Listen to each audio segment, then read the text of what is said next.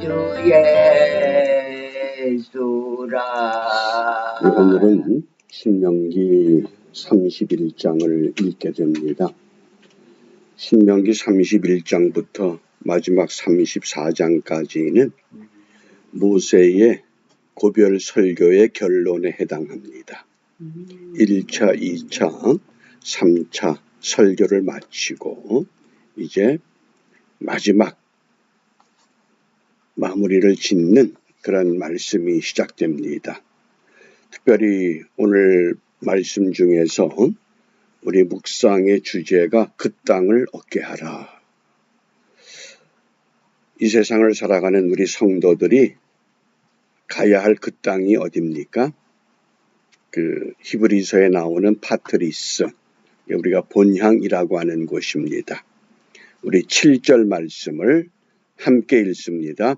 모세가 여호수아를 불러 온 이스라엘 목전에서 그에게 이르되 너는 마음을 강하게 하고 담대히 하라. 너는 이 백성을 거느리고 여호와께서 그들의 열조에게 주리라고 맹세하신 땅에 들어가서 그들로 그 땅을 얻게 하라. 아멘. 그 땅을 얻게 하라.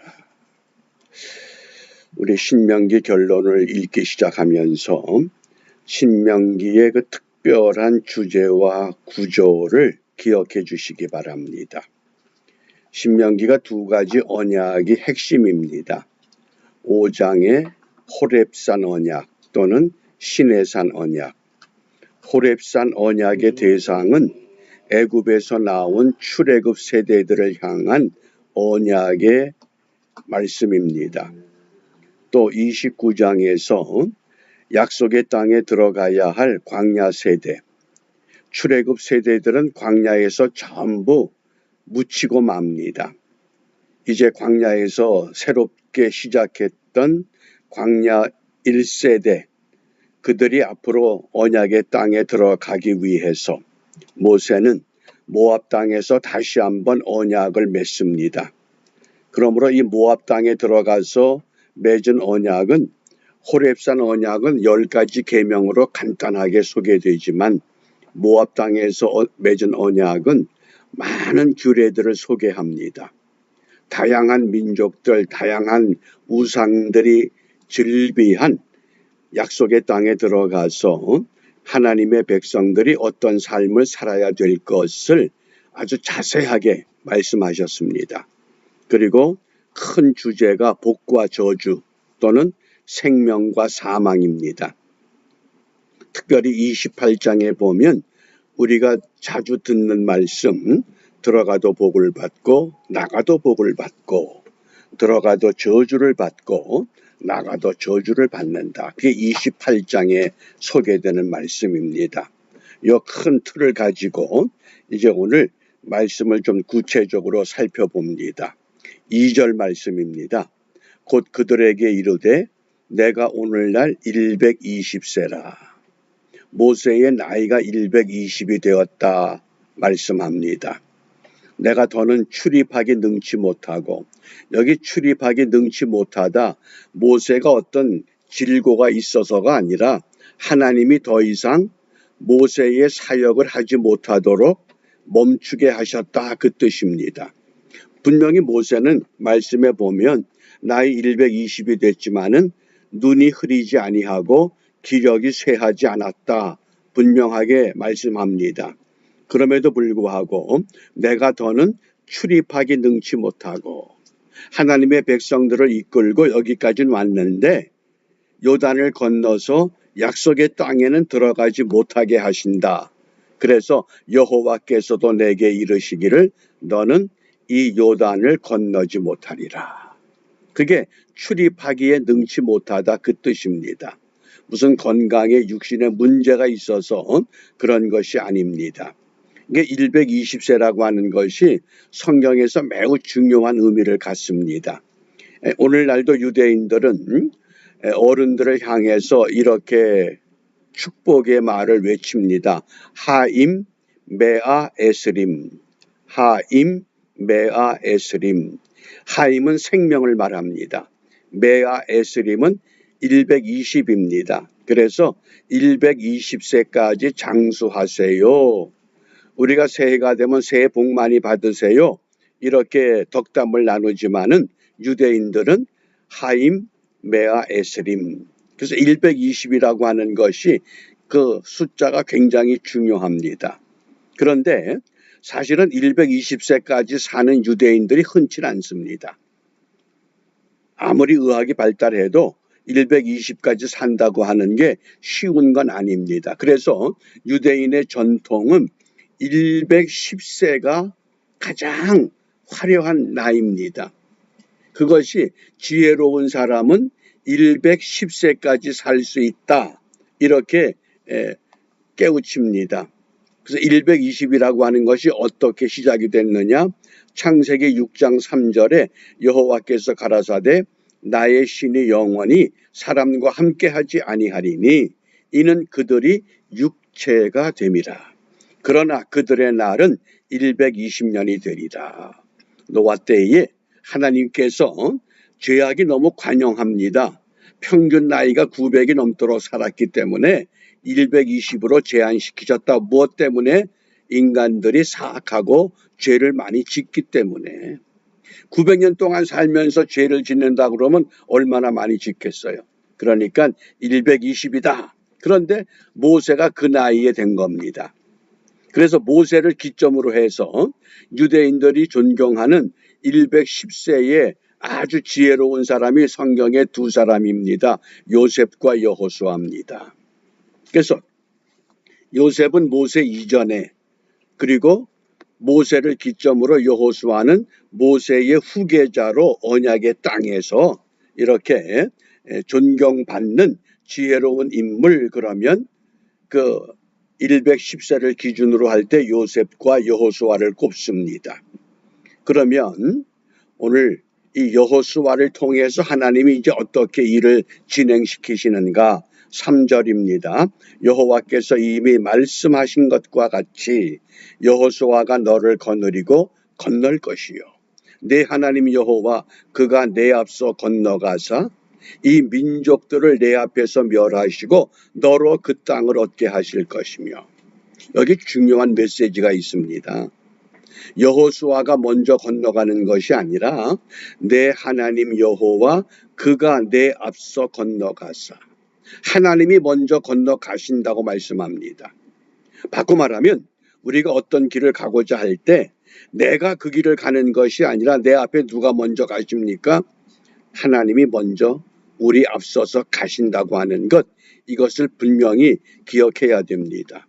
그래서 우리가 여호수아라고 하는 그 이름의 뜻이 야훼가 구원이시다. 또는 호세아. 이 여호수아의 이름이 신약에 와서는 어떻게 됩니까? 예수. 저희 백성을 죄에서 구원할 자. 그래서 그 예수님의 모형들이 이렇게 약속의 땅을 이끌어가는 여호수아를 통해서 시작이 되고 펼쳐지기 시작합니다. 그래서 이 여호수아를 후계로 세움과 동시에 모세가 어떤 일을 하느냐? 이 9절과 10절입니다. 오늘 31장 9절과 10절에 보면 모세가 이 율법을 써서, 율법이 뭡니까? 토라. 율법을 썼어. 이제까지는 하나님이 모세와 직접 대면하고 말씀하시고 모세를 통해서 말씀이 전달됩니다. 그런데 약속의 땅에 들어가서부터는 어떻게 합니까? 하나님이 여호수아와 말씀하는 것이 아니라 기록된 토라 율법을 가지고 그 율법을 통해서 백성들을 가르치고 깨우치고 지도하기 시작한 겁니다. 이게 굉장히 중요한 분기점이 된 겁니다. 모세 때까지는 하나님이 직접 대면해서 말씀하고 모세가 하나님의 말씀을 전달했습니다. 그런데 이제 이때부터 모세가 이 율법을 써서 여호와의 언약궤를 메는 레위 자손 제사장들과 이스라엘 모든 장로에게 주고 그들에게 명하여 이르기를 매 7년 끝에 곧 정기 면제년에 초막절에, 초막절이 뭐예요? 광야의 40년 삶을 회고하는 특별한 절기입니다. 우리 조상들이 이렇게 살았었다. 우리 조상들이 애굽에서 나와서 40년 동안 무엇을 먹었는 줄 아느냐? 40년 동안 어떤 옷을 입었고 어떤 신발을 신었고 하나님이 우리를 어떻게 이끌어 내셨느냐? 그걸 토라의 말씀으로 기록을 하게 한 후에 그것들을 이제 백성들에게 깨우치는 겁니다. 이게 성경 공부 시작입니다. 성경 공부가 언제부터 시작됐느냐? 약속의 땅에 들어와서 기록된 율법을 백성들에게 읽어주기 시작하면서 성경 공부가 시작이 된 겁니다. 그전에는 성경 공부가 필요 없습니다. 왜? 하나님이 직접 모세에게 말씀하시고 모세를 통해서 전달해 주셨기 때문입니다. 그래서 11절 말씀에 보면 어떻게 성경 공부를 했느냐? 온 이스라엘이 내 하나님 여호와 앞 그 택하신 곳에 모일 때에 이 율법을 낭독하여 온 이스라엘로 듣게 하라. 하나님의 말씀을 백성들이 면제년 초막절에 다 모이면 율법을 읽어주기 시작한 겁니다. 하나님이 직접 말씀하지 않습니다. 그러니까 오늘날도 하나님이 기록된 하나님의 말씀을 통해서 우리에게 말씀을 일깨워 주십니다. 우리가 읽고 해석이 어려울 때는 그것이 이해될 때까지 계속 그 말씀을 읽고 묵상하면서 하나님의 도움 또 지도자의 도움을 구하는 길밖에 없습니다. 자칫 잘못하면 내가 계시를 받았다. 내가 꿈을 꾸었더니 환상을 보았다. 이거 굉장히 위험한 겁니다. 온 이스라엘이 내 하나님 여호와 앞 그 택하신 곳에 모일 때에 모여서 이 율법을 낭독하여 율법을 공부해서 이스라엘로 듣게 했다고 말씀합니다. 12절입니다.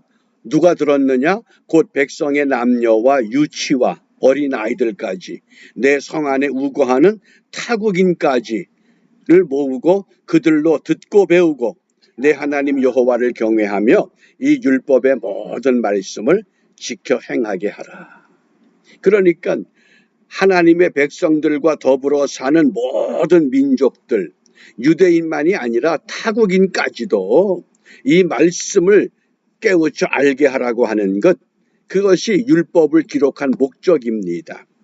오늘날도 마찬가지입니다. 하나님의 이 말씀이 우리만 알고 기억하고 깨닫는 것이 아니라 여기 타국인들, 우리와 더불어 살아가는 우리 주위의 다른 민족들까지에게도 이 말씀이 전달될 수 있는 은혜의 통로를 우리는 만들어야 되고 그 통로의 길을 열어주어야 합니다.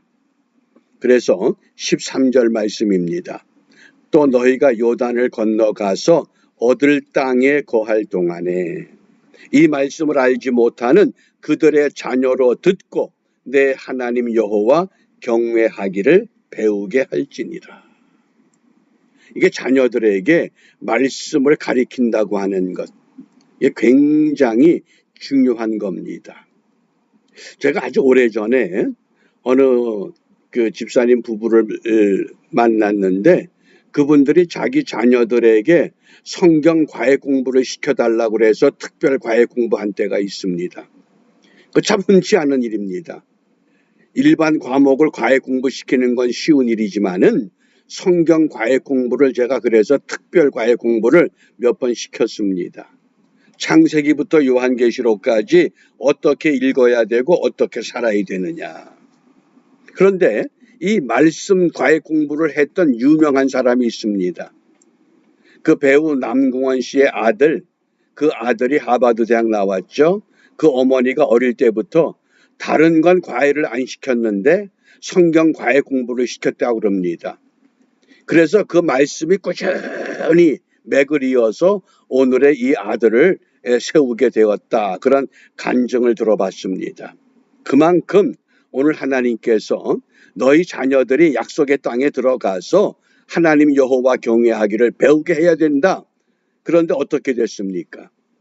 오늘 말씀의 끝부분에 보면 모세가 탄식합니다. 너희들이 내가 이렇게 아무리 타이르고 이렇게 깨우쳐도 너희들은 이 말씀대로 순종하지 않고 내가 죽은 다음에 너희들은 타락해서 하나님을 섬기질 않고 악하게 다른 길로 가고 만다. 그러면서 절망적인 그 외침을 우리에게 보여주고 있습니다. 아무리 좋은 것을 준비하고 예비하고 깨우쳐 가르치게 해도 그 길로 가지 못하는 이 환경. 그래서 믿음이라고 하는 것은 우리가 환경을 새롭게 만드는 것이 아니라 주어진 환경 속에서 하나님이 원하는 방향으로 하나님이 기뻐하는 길로 선택해 가는 게 믿음입니다. 잘못 생각하면 내가 철야 기도했다, 40일 금식했다, 내 환경이 완전 뒤집어져서 천국이 됐다, 그런 것이 아니라 어떤 환경 가운데 어떤 상황 가운데 처한다 할지라도 여호와 하나님 외에는 붙잡지 않는다. 이게 건전한 올바른 믿음의 자세여 태도라고 하겠습니다. 그래서 우리가 오늘 무엇을 기도하느냐? 26절에 보면 이 율법책을 가져다가 너희 하나님 여호와의 언약궤 곁에 두고, 하나님의 언약궤 곁에 두고 너희에게 뭐가 되게 하라? 증거가 되게 하라. 말씀이 증거가 되는 삶. 그래서 오늘 우리가 기도가 주의 말씀을 증거하는 삶을 이루게 하옵소서.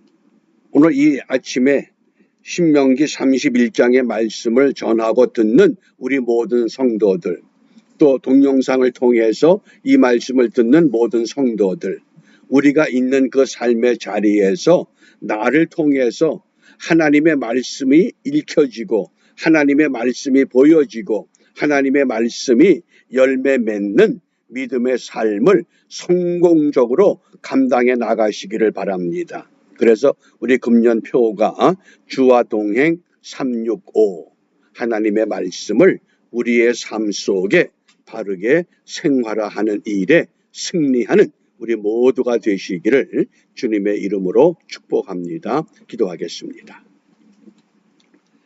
은혜로우신 아버지 하나님, 하나님의 백성들을 약속의 땅으로 이끌어 가시기 전에 모세를 통해서 율법을 기록하게 하시고 이제 기록된 그 말씀에 따라 어디를 가든지 하나님 백성다웁게 살아가도록 우리에게 그 말씀의 흔적들을 보여주셨습니다. 이제 저희들의 손에 하나님의 말씀, 구약과 신약의 성경이 들려 있습니다. 이것을 들고 있는 것이 아니라, 이것을 듣기만 하는 것이 아니라, 이것을 가르치는 것으로 만족하는 것이 아니라 우리의 삶 속에 적용하여 말씀이 열매가 되는, 말씀이 보여지는, 말씀이 읽혀지는, 말씀이 살아있는 확실한 증거의 삶을 우리 모두 함께 바르게 경주하며 하나님 백성의 아름다운 덕을 세우는 일에 성공하는 복된 하루가 되도록 인도하여 주시옵소서. 예수님 이름으로 기도합니다. 아멘.